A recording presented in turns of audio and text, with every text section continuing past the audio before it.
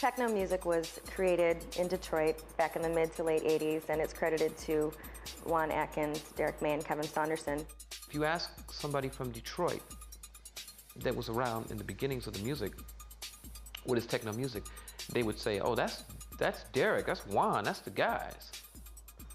Rock, we got alternative rock, so why we can't have alternative, urban alternative or alternative soul? They took aspects of gospel, they took aspects of blues, they took all that, and they just took it and just molded it and deconstructed it and made it into this form that's unbelievable. Every piece of music has an open door that intersects with another sound. Fuck all the fluffy IDM, all that crazy shit. This is the real facts of how this shit started. It was just breaking overseas. There wasn't money, there wasn't fame. It was just music. And it was just futuristic music and sounds that you'd never heard before. You say Detroit techno and it means something to people. It triggers an emotional response, more than just a genre. Techno music is underground dance music. You know, high-tech soul.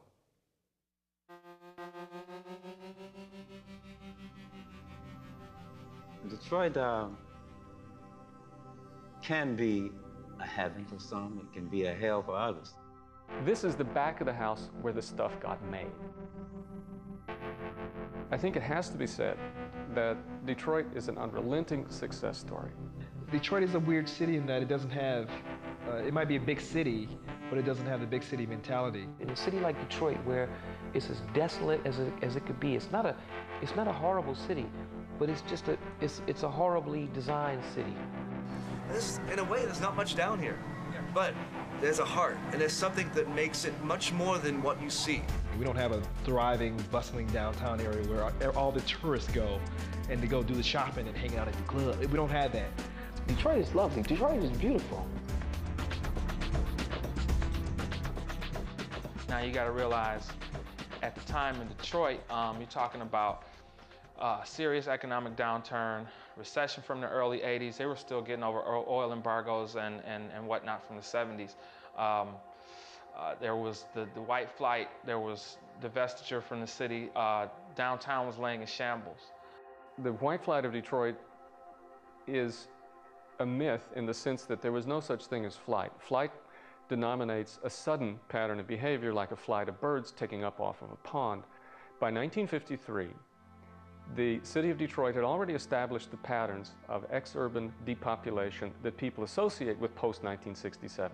The U.S. government were involved in making it advantageous for people under the aegis of the GI Bill, for example, not to come back and live in cities after the Second World War, but to move to suburbia. The city was completely built. That is the point then, if you wanted a new house, you had to move to suburbia. We were your classic Rust Belt city. Everybody moved to the burbs, a lot of vacant buildings, a lot of burnt out hulls. So to say in 1967 something terrible happened, those people, whoever those people are, did something awful to my city and now I had to leave, is simply nonsense. That's a bunch of nostalgic rot. The city was fast becoming majority black. We didn't have a lot of resources. What happened in 1967 specifically in Detroit is that a long pattern of exclusionary practices and a long pattern of segregation, both legal and quasi-legal in the city, simply erupted into violence. How do you feel about it? I think that if they pull the troops out, then the tension would be all over and everybody would go back to normal. And those who engage in looting or arson or sniping or other illegal actions will have to pay the consequences. All I can say is, I hope it ends quickly. Then it became convenient to say, that's why we did what we did, instead of investigating the actual reasons why we did what we did. That is, we decided to depopulate cities at the end of World War II. We didn't decide to depopulate cities the day after the so-called riot in 1967. When somebody asks me, will the city ever come back, I tell them, it's back. It never went anyplace. You left, maybe, but the city never did. Y'all the ones that left. No, we here. City's still here. Now, of course, the city has economic problems, social problems, etc. Right, okay. The city is doing as well as could be expected and probably better. for what has happened. Capital left, the tax base, or a big piece of it left. Imagine a city that was designed for 4 million people that less than 1 million people only occupy now. We were brought up on our parents going to work every day and working in the car automotive industry and coming back home and telling us that they worked with robots. There was a lot of fallout based on things switching over to automation and computers and robotics taking over where people once worked and thrived. But it wasn't really a bad thing. It was just the city was in transition to a technological base. People don't have money to buy food or clothing or other things, necessities and luxuries that we like to enjoy, then these attitudes usually come out in our music. What has happened is that something extraordinary and wonderful and unique has happened instead of what every other city has. We got space. And it's not just space that's empty, it's space that's full of the artifacts of American industrial culture. It's a place like no other. It provides food for people's imaginations in a way that no other site does. And that has a great deal to do with the insertion of urban techno into this cultural and social domain. We have 3 incredible natural resources: fresh water, salt, and techno.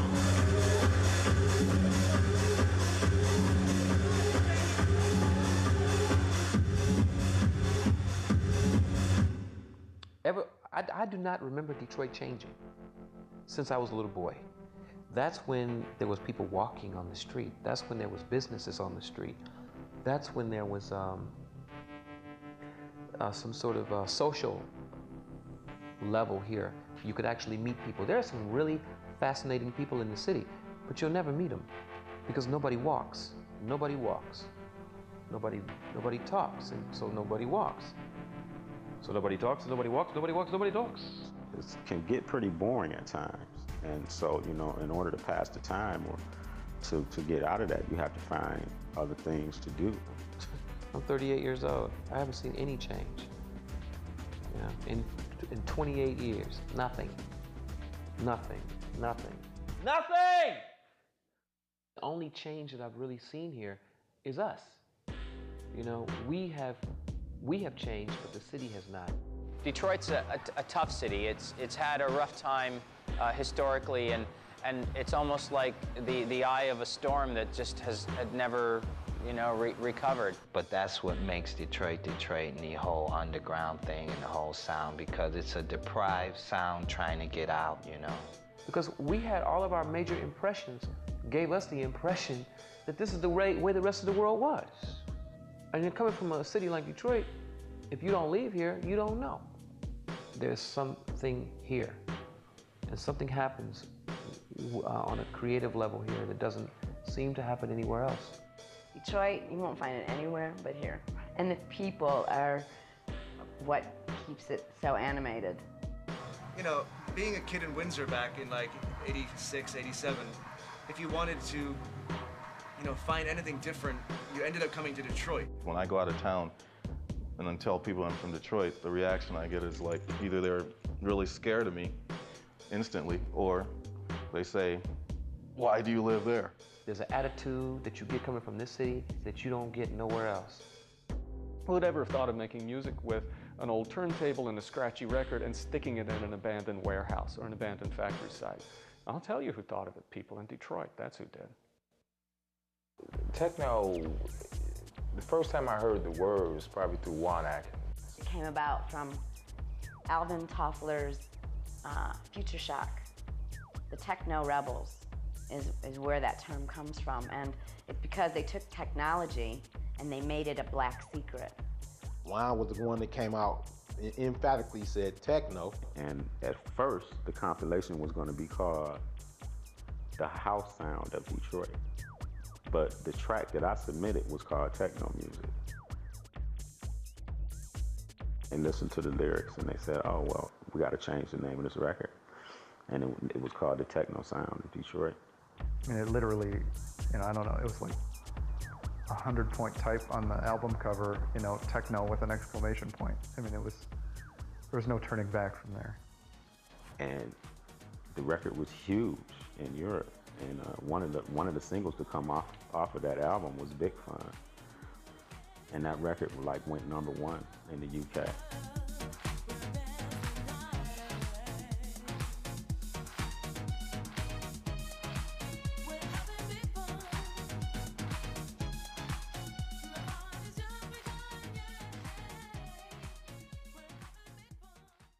Basically, techno is usually 4 on the floor, boom, boom, boom, boom, with the tick, boom, tick, boom, tick, boom, tss, tss.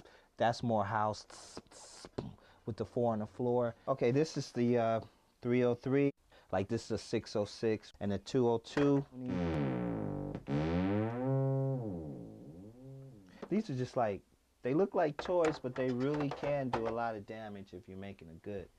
And then you have break beats, which are different breaks from old records or whatever you can find, and they speed them up and they put a loop to them. It's like boom, boom, boom, spat, boom, spat, spat, boom, spat, boom, spat, spat, boom. Jungle is more boom, boom, boom, boom, boom,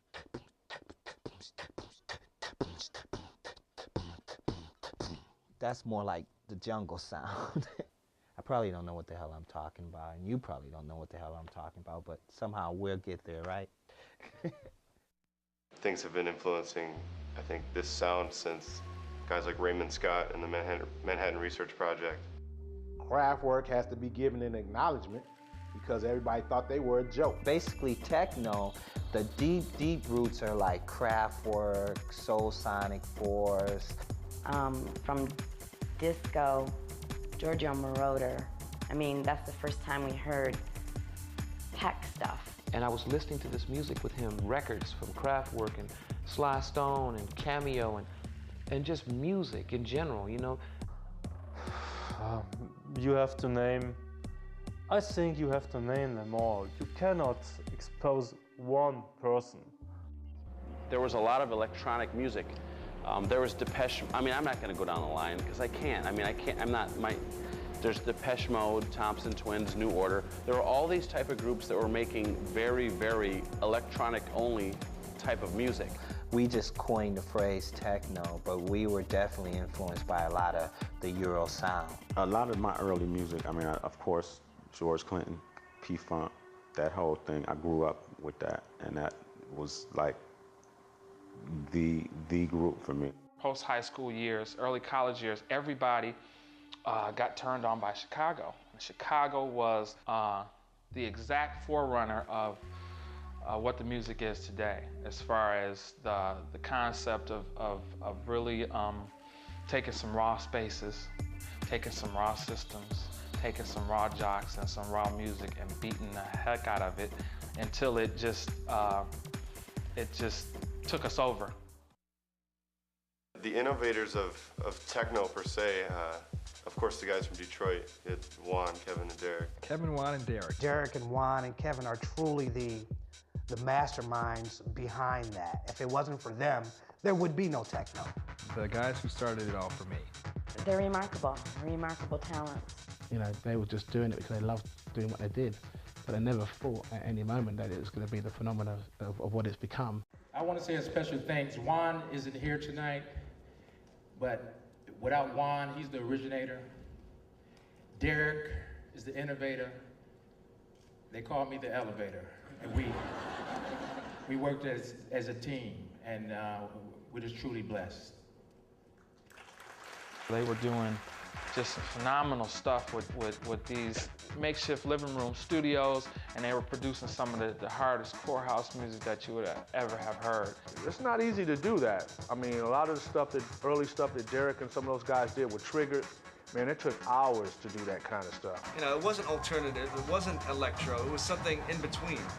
And the more I heard it, the more like, you know, it kind of grabbed me and kind of pulled me in deeper and deeper and deeper until I was in the middle of it all. And I call them the masters because they mastered the art of putting all that music together and making you dance for 6 or 7 hours straight and taking you wherever they wanted you to go. Before any of that even became music, you know, for the masses to hear, I thought that it was, I thought those guys were onto something then, but they just took it just to a whole nother level. Whole nother level.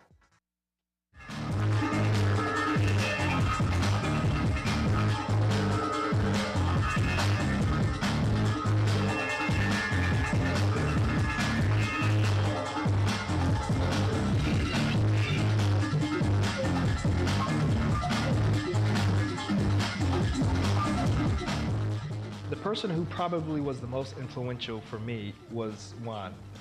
Juan Atkins has changed a lot of people's lives, and I'm sure he knows it, but he's the one. You know, Juan is on a whole different level.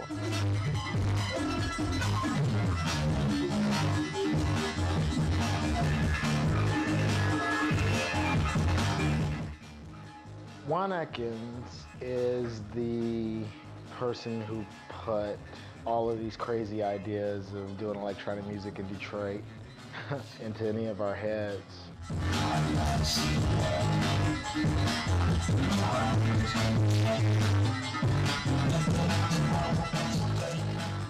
Juan is a creative genius.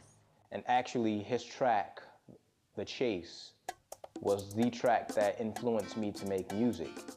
Juan was definitely the most influential, who got the curiosity going about this electronic style of music. Some of the highest highs I've ever experienced in my life were with Juan Atkins at the wheels. Juan was always the quiet, really quiet type. I didn't even realize he made music until, you know, after knowing him maybe a year and a half.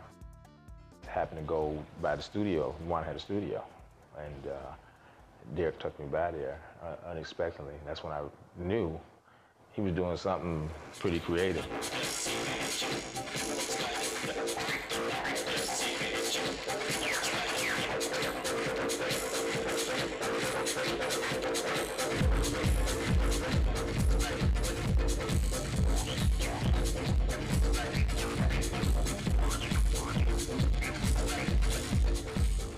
My last 2 years in high school, I learned how to read and write music.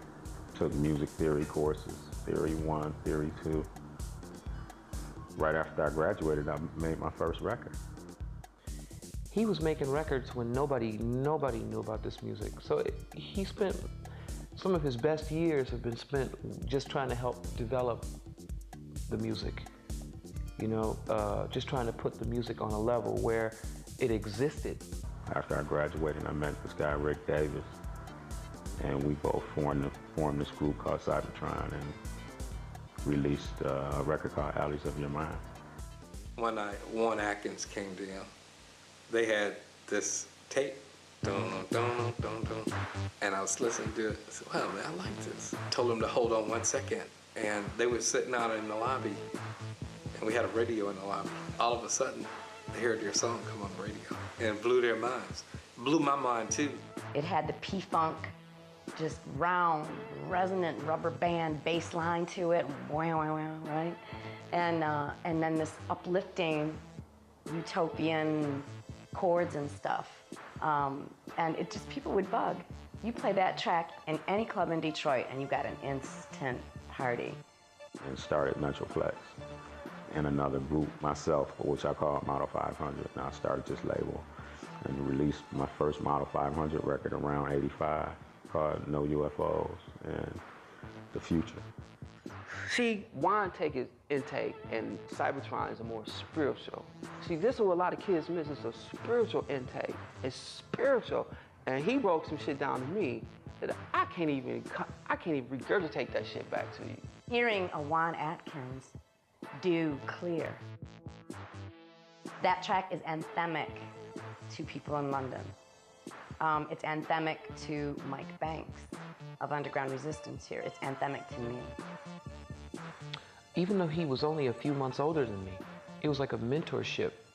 He was there for me when I was developing and working on my first music. He gave me the insight and the development, you know, and the confidence as well to make music.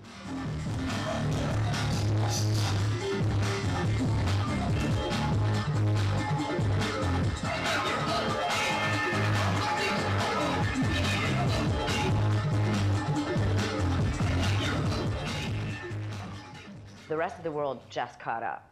They're just starting to acknowledge what this individual did.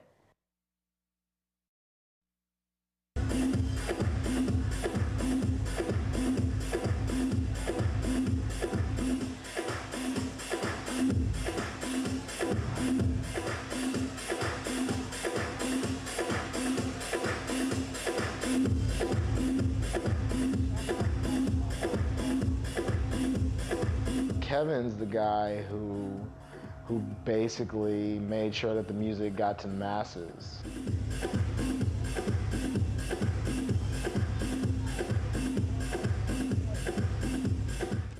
Is one of the coolest guys I know, the most down-to-earth person I know, especially considering what he's done for the music and the things that he's into, and I have a lot of respect for what he did with Inner City, and I mean, he was one of the first guys who had like a crossover hit. He sold, I don't know how many records, 6 million records worldwide or something like that. He is obviously the most successful, commercially successful out of all of them. Kevin, on the other end, was the first person who gave me a name to put on the record. Kevin spanks.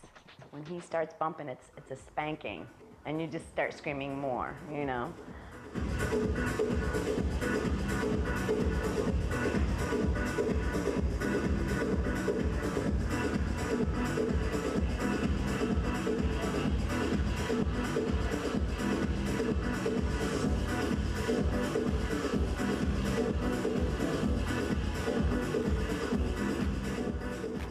My influences were pretty broad, I think, but dance-wise, disco, related stuff with a consistent pulse always seemed to grab my attention more. I remember we did a club on a Monday night called Spectrum with Paul Oakenfold many years ago, and one of the biggest records was Good Life. You wanna go, it's a good life. Hey, yeah. I wanna stand around there, you just don't say no. I have to say my career really started about 1983. The reason I think I started is because of Derek May. Let me clear this up real quick. Kevin told you that he took me down back in the day, right? You know, okay. We had a little fight before we became friends. Yeah. That's how we met. Derek used to get on my nerves, basically. He was, you know, he was always off with the mouth. Fucking asshole. Yeah, he beat me up.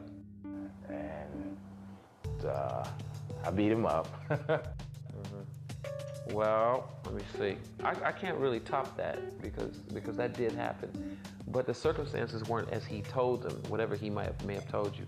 He actually tapped me on the shoulder, and when I turned around, he punched me. So it wasn't as if we were out in the yard, two guys going at it, he took me down. This guy, this bigger than me guy, okay, everybody in the school knew he was gonna do it. So he walked up to me, he tapped me on the shoulder, because I think we had bet on the Super Bowl. And I decided I wasn't gonna pay him, you know? So he tapped me on the shoulder, I turned around and he socked me in the nose and hit me in the mouth. He knocked me out, you know? That's right, but somehow from that, I don't know how it's possible, but we became best friends. Became the best of friends, which is amazing. I think, you know, he said, I'm just not gonna say nothing about this guy anymore. You know, I was big too. Fucking Kevin, should kill him. But see, now I'm, you know, I'm a little bit quicker and faster than him now. You know, so I can get inside and boom, boom, boom. Isn't that strange? Isn't that weird? Guy gave me a concussion, you know, at the tender age of 14. You know? Juan was making records, and Derek made his first record. Then I wanted to make music too. Kevin was able to put a lot of hybrids into a style.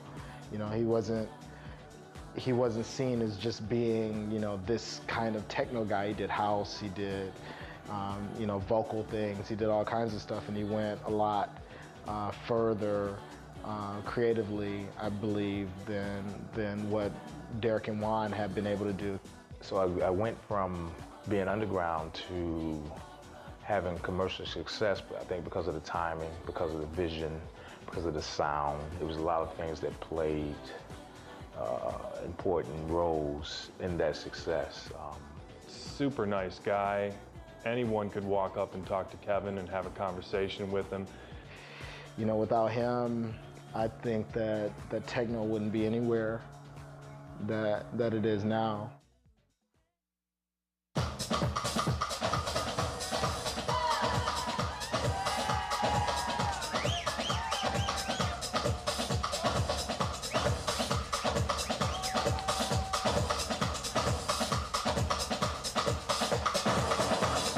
Derek May is a very animated character. Perfect, Tim. Derek May came in as the prima donna from fucking hell. Very opinionated. Super macho, super hyper, master, techno, knucklehead.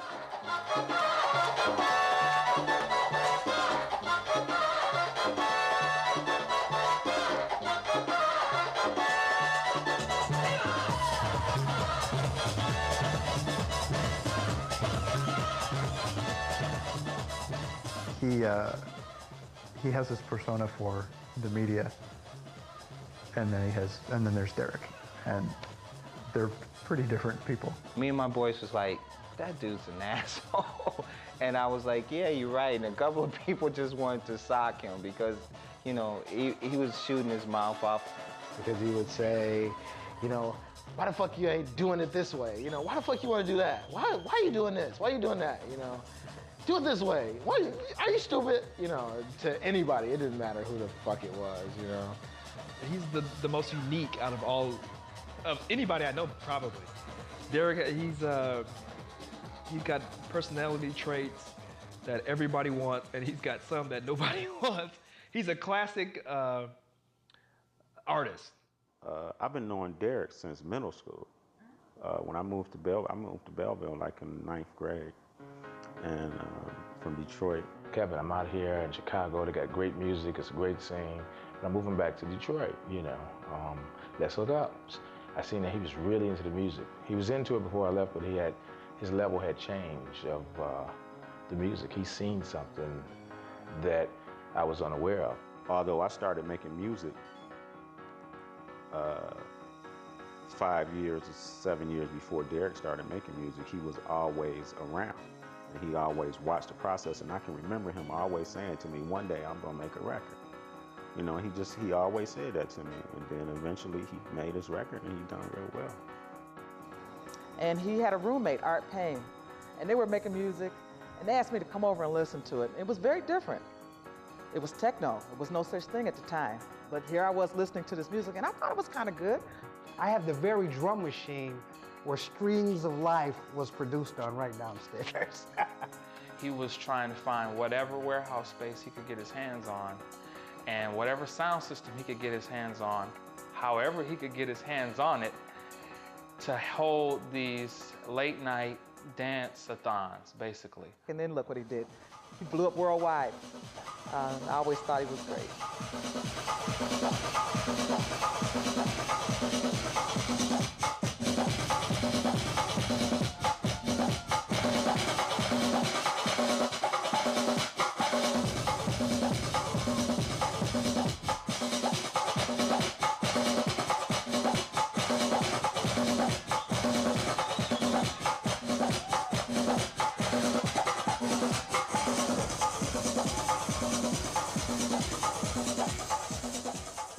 Believe it or not, the first record I ever bought was The Who, the Tommy album. Don't ask me why. I mean, I have no idea why a black kid from the city, his first album would be a Tommy record, but I wanted that record. One of the second nights I met Rich, we went to an after party that Derek was playing at, and I was introduced. It was cool, you know, hey Derek, how's it going? I like your music. And the second time I met him, he remembered my name. And I was very flattered that such a famous guy like Derek would remember little old me. Derek opened up his doors and his heart to myself and a lot of people. Derek is a very open guy. Derek, on the other end, he brought out the artistic development and the musicianship into what I was doing.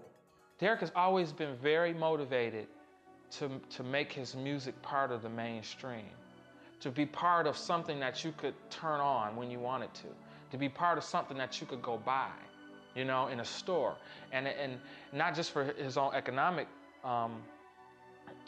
elevation, but for just the elevation of the music. The man is rabid about that music. Well, normally the process for me in writing a song completely overall is I get butt-ass naked. I put some hot oil all on, you know, and I shake it up real good. And I sit on down with some baked beans and some lemon heads. And I get down, Boston baked beans. And I get down, I be farting, and I be making tracks.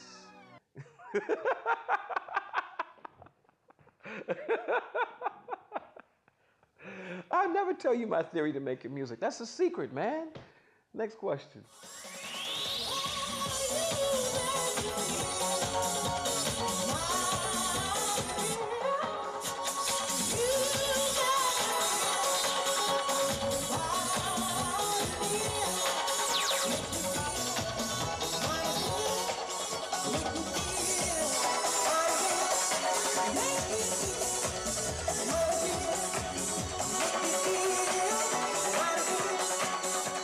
I liked what he was doing artistically, not just wanting to make music for the sake of making money. He has this energy that is so buoyant, and it comes through in his music. Quit talking about Derek May, because he said some nice things about me, so I won't go off on him no more.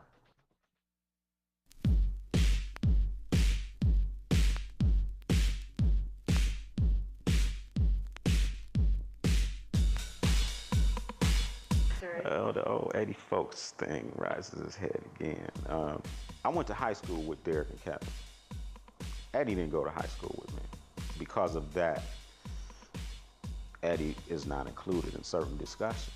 Eddie, I have the deepest respect for Eddie Folks. He was right there at the forefront with us all. I don't think I met Eddie until maybe after my second or third record. Eddie, of course. Man, of course you don't forget me, man. Eddie Folks, you know what I'm saying, man? And, How good you want to look? How good you want to look? Hey, I was good when I came out my mama womb, boy. He's quite a character, you know. Actually, Eddie lived with Kevin and Derek on different occasions before, so they know Eddie. And then Juan's brother-in-law got out of Jackson prison. He didn't have a place to stay. So I looked out for the kid. So he said, folks, for looking out for me, I'm gonna put you on this tip. It's a credit card scam tip. Okay, this is the true story, all right? So he put us on the credit card scam tip. My roommate was Derek. So therefore, we started ordering equipment, everything, all types of shit. So we started breaking the houses and setting up shit so, you know, so you can get the equipment. So UPS man come, get your shit, run out the back door, get in the car, you're gone, right? So I had turntables, everything you want. I was the man. But, you know, Derek couldn't figure out what the fuck we were doing. That's what happens, and I think that maybe during that time period, him and Derek must have fell out, because he has a tendency to fall out with you. And when things started happening, you know, if they had an opportunity to like not include Eddie or say, see, you should have been cool, they used that to work against him. Derek more or less had the inside track, and he left Eddie out. But it never bothered me. You know, it bothered me, but you know, all this came as a spiritual thing and being nice to people. So, you know, I just knew a matter of time it's gonna come up. I'm gonna get my props. It didn't take me to that deep end, like, you know, oh, I wish that negative shit.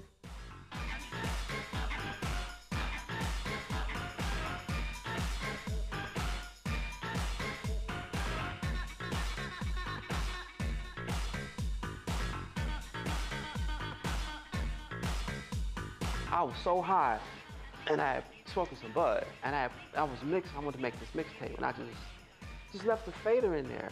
And you know how when you're high, your shit be going shh.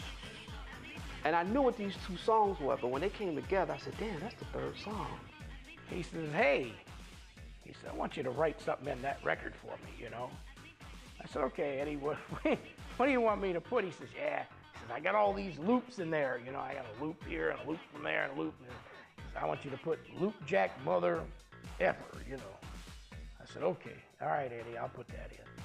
And, you know, I thought about it after he left. I said, you know what, I could be a Luke Jack Mother Effer too, you know. Everybody knew that if it weren't for folks, it wouldn't be a domino effect. No Carl Craig, no Kenny Larkin, especially no fucking ass Richie Hawtin. Not to take anything away from Derek, Juan, or Kevin, because the three of them deserve the credit that they got. But yeah, Eddie was involved in those early years. It wouldn't be none of this shit, you know, but it was a spiritual-led base. Don't laugh, man. That's funny as hell. I'm not on the block. I built the block with Juan and others. You know what I'm saying? So that is the thing that I'm trying to explain to you. The Music Institute was started by 4 young guys with just a heavy-duty background in partying and house music. Myself, Alton Miller, Anthony Pearson, and my brother-in-law, Frank Moore. They would rent out space in these buildings. And it was in the inner city, downtown. There was a lot of black people going to this Music Institute, which was where Derek, Kevin, and those guys used to spend. Most clubs at that time in Detroit was either punk, top 40, or alternative type things, you know, and then here comes the Institute, which was new, it was different. But it was electronic music. And that's where the music got its real, that's where it vaulted from one level to the next. It was new to everybody.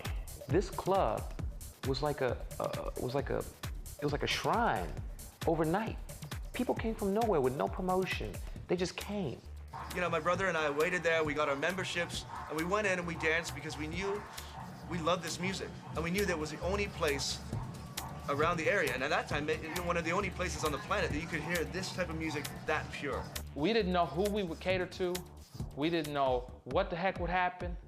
I mean, this place was open from midnight until 6 in the morning. They let the kids out of the place at 6 o'clock in the morning, sweaty and beat up.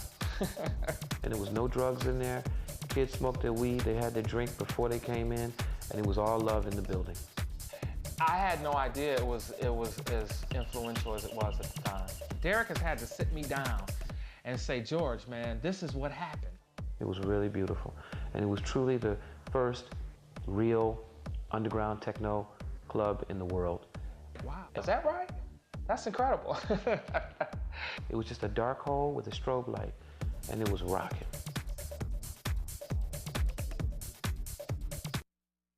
I think one of the things that probably also had a big impact on how we got here is electrifying Mojo. There was a guy named Mojo.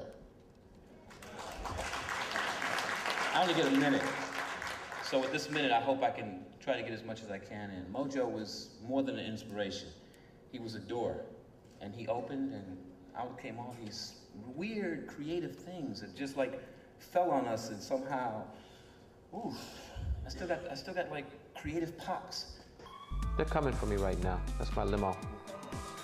And Mojo's in the limo, as a matter of fact. My name is Electrifying Mojo. I spent my life as pretty much an observer of life. I had a rare opportunity to take all of those observations and convert them into music every night on the radio. Basically played what he wanted to play. And he was playing Prince and Peter Frampton and all that kind of stuff. 85, 86, I was listening to Juan, or Juan's music was being played on Mojo's station, or program, heavily. It was always about the music. Is it hot or is it not? And if it was not, no amount of money or influence could interest me, period. And you couldn't really have you couldn't really break a record in Detroit without him playing your record. So he was that powerful. Yeah, Mojo was the one that discovered Jeff Mills. Of course, he was the wizard then. He became Jeff Mills later. He knew he was playing to black people, but he insisted upon playing this music anyway, because this is not what black radio was playing during the day. He went completely against the grain, and he had #1 ratings across the board. People like Juan Atkins, Derek May, Eddie Fowlkes, Kevin Saunderson, all those people, you know, they proved everybody wrong because they were able to be vocal enough to say, hey, Mojo, we are listening. And that gave me a lot of inspiration and a lot of encouragement. So, you know, as much as they say I inspired them, it was definitely a reciprocal process.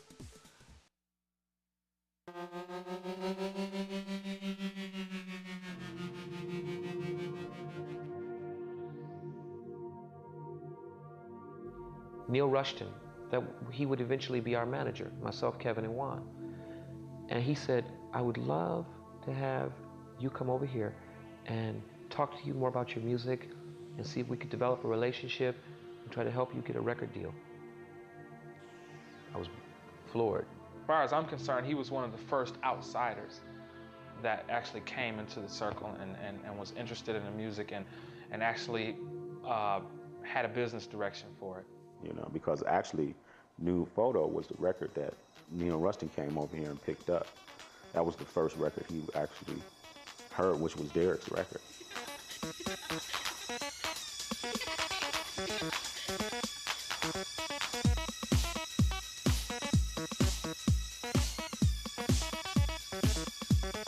I talked to my mother. I said, should I get on the plane? Should I buy my own ticket? She said, it's up to you. You do what you think is best, but I think you should do it. I said to Kevin, what do you think I should do? Kevin said, do it. Pay the money, go. Juan said, no, don't go. Don't do it. If they can't pay your way, you don't go. Now, I actually would normally weigh Juan's decision more than I would weigh even my own mother's decision at that point in my life. I decided to go. I got on the plane. I went to England. I paid my own money for the first trip to meet this man who would eventually help us do many things, remixes, productions. He would help Kevin Saunderson eventually get his inner city deal where Kevin made Big Fun and Good Life and was going to sell 6 or 7 million albums. He would help Juan get the remixes and the production he wanted and the sort of press and respect that we needed. We would get the major article in Face magazine, which really just launched us. So it was a good thing to get on that plane, and that was a good day. You know, when you getting into the music business, you're gonna get screwed over early on until you know. Until you know, you don't know. It's like Neil kind of made us turn against each other. It's like, you know, when when the money came into the picture, it started out, we were all cool. We were all friends and stuff. Like, I trusted Kevin to make right decisions. I kind of trusted Derek, but, you know, once he brought us over to the UK, everyone got greedy, and he kind of fed off that, I think. And that tension that existed between all of the egos was part of it. Not necessarily a fun part of it, but it was a part of it. And those guys went at it on a constant basis. Backbiting, backstabbing, shit talking. Who could spin, who couldn't spin, who cleared the floor, who didn't clear the floor, who knew the true, masters, what their interpretation of the music was, what was his interpretation of the music. Did he have a clue? Did he have a clue? I think, a lot of entities was like splitting us up and we didn't know how big this music was blowing up over in Europe. Derek knew, Derek was the first one to go over there, so he knew. So, it was more like, trying to put the how can I say it, trying to control some shit he didn't know how to control. Well, about the second wave of techno, definitely have to go with Rob Hood, Claude Young, Shake Shakur, Underground Resistance. And that's a big crew, that's a big list.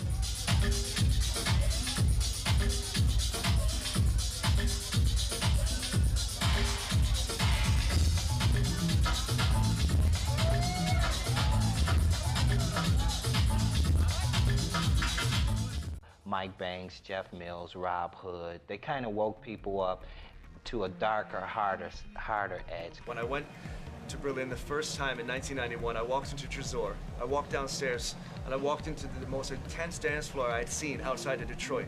And they were playing one of my records. And I walked through the crowd, through the smoke, and who was playing it? Jeff Mills. It was one of the most powerful experiences of my life.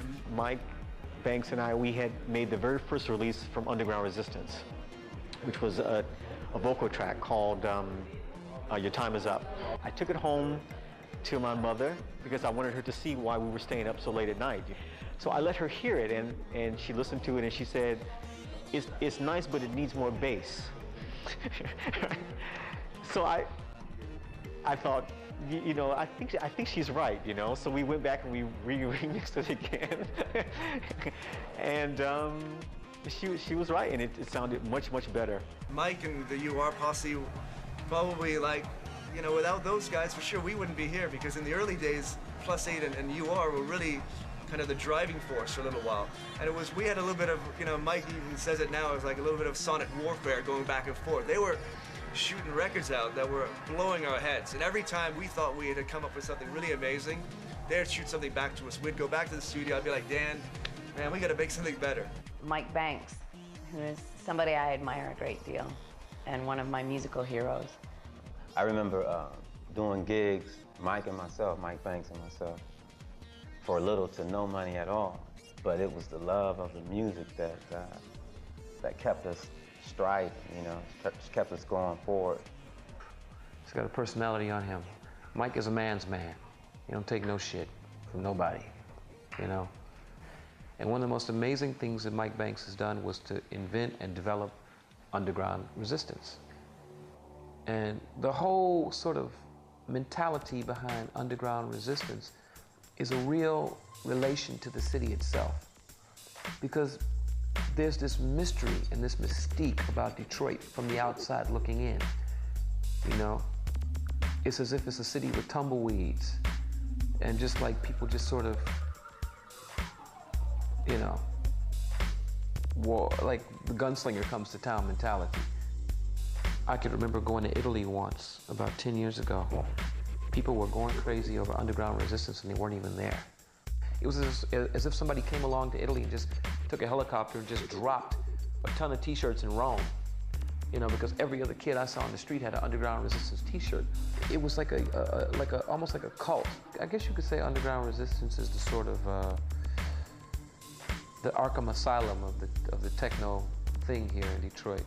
You know, it's where all the guys go when they sort of want to touch the other side. The rave scene kind of came in contact with Detroit City around '93, and it really kind of, you know, literally and figuratively brought new life into the city. It seems like the size of the party is really important, and that has its own problems, of course. It starts to become less about the music and more about a production. You know, that didn't mesh too well with Detroit techno culture. And they're breaking up one right now. And I think one of the people that helped define what Detroit raves and what the Midwestern feeling was all about was Richie Hawtin.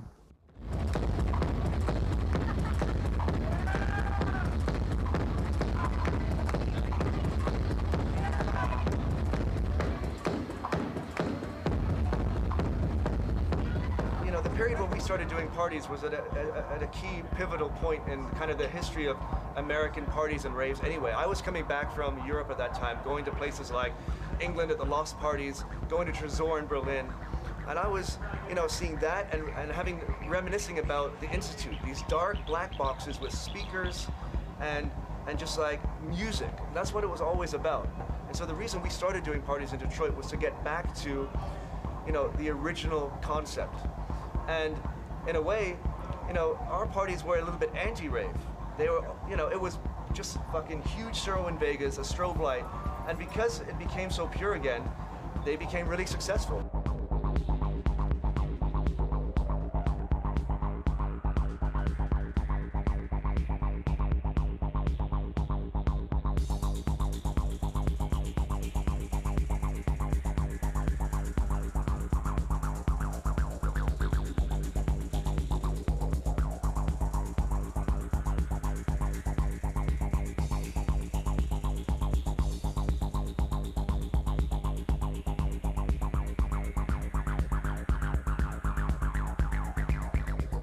suddenly we went from 500 to 1,000, 2,000 people at the Packard building. You forgot who you were, where you were, and why you were there, and it became about this beat, this environment.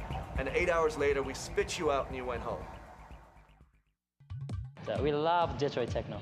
Yeah. We love techno.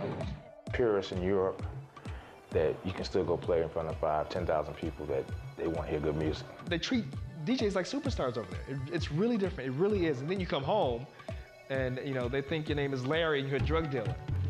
A lot of them can walk down the street here in Detroit and people don't necessarily know who they are. I think it's huge because once again we've touched the world. I mean, some of the artists that you see on this wall being exhibited, I mean, they're just back from Tokyo or London or Paris, doing shows, performing. They're in demand.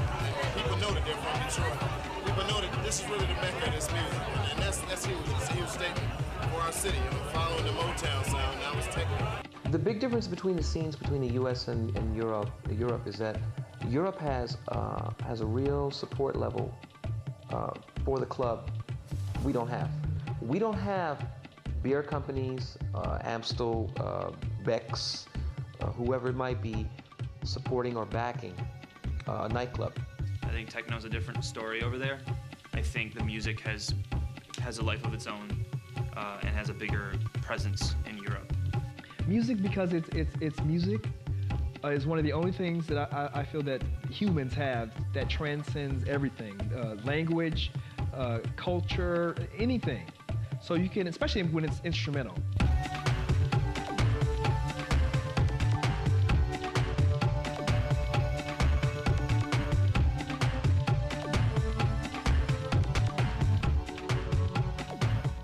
My life, Derek's life, Kevin's life, Kenny, Richie, all these guys, our lives are flying on airplanes.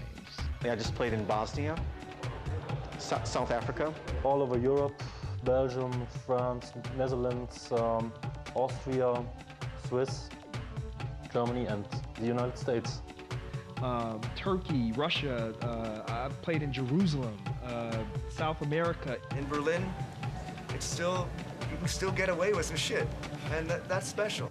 I've done thousands of gigs. I've played in airplanes, I've played in bomb shelters, I've played underwater almost technically. I've played in the middle of a pool surrounded by water, people splashing water on my records, and I didn't like that because I'm really anal about keeping my records clean. I am, myself and Derek May, driving 3 hours through the Andes Mountains. We saw the stars, we saw the moon, we saw everything. I don't think you can get better than that.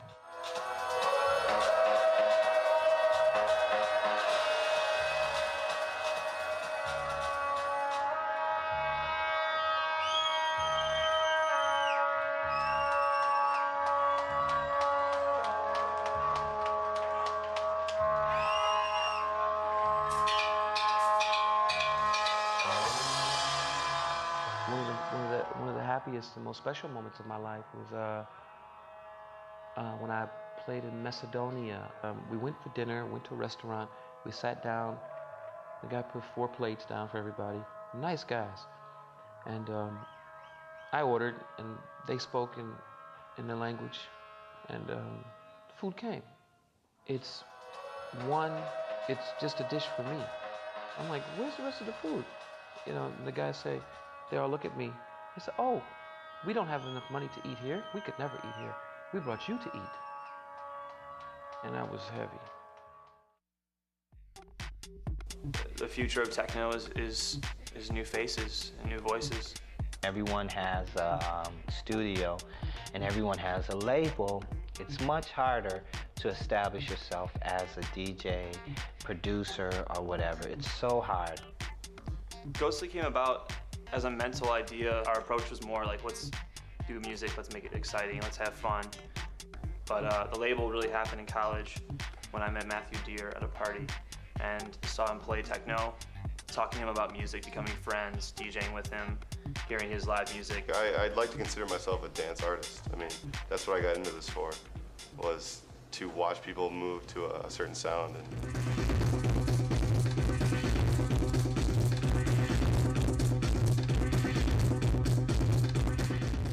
gonna be a lot more music, a lot more techno music, but the innovators will rise. Those with credibility will rise.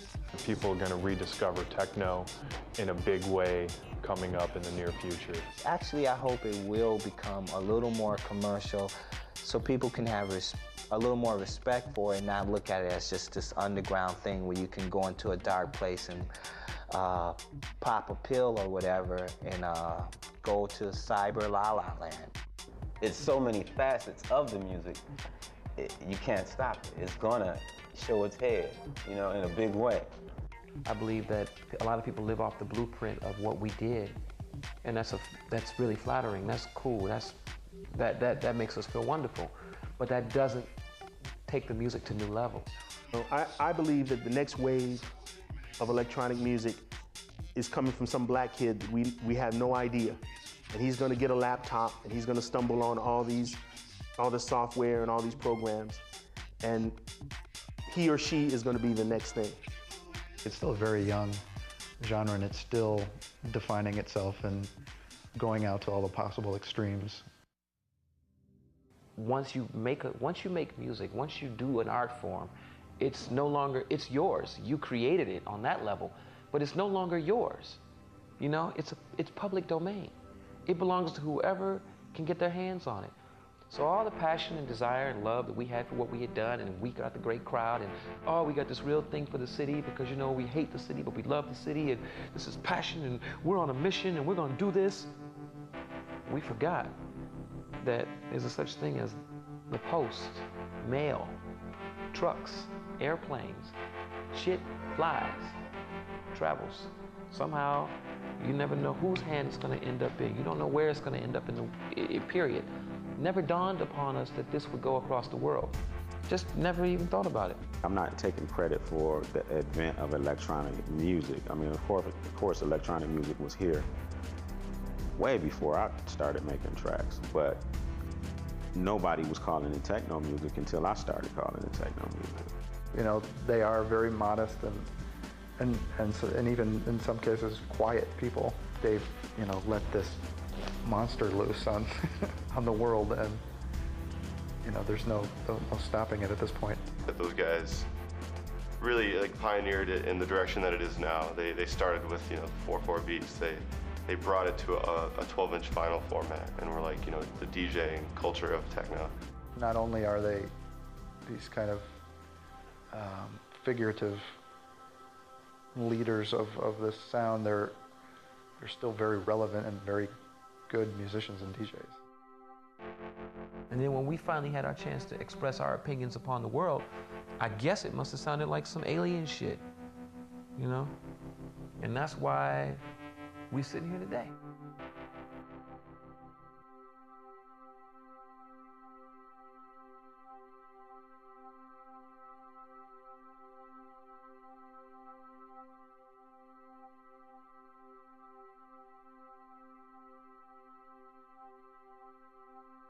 Love takes me away.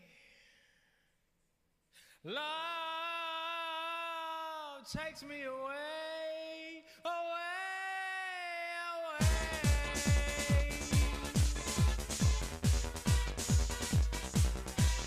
Too deep to understand, mysterious as the darkness. Your heart is hiding low all the time. There's a fight within yourself to keep a heart that is so cold. Just leave your evil hatred all behind. Love, take me away.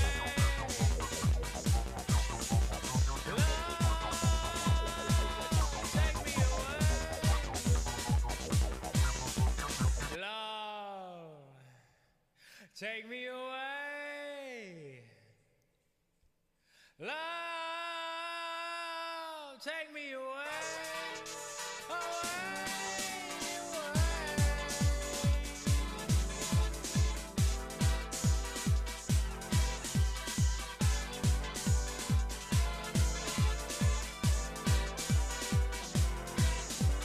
People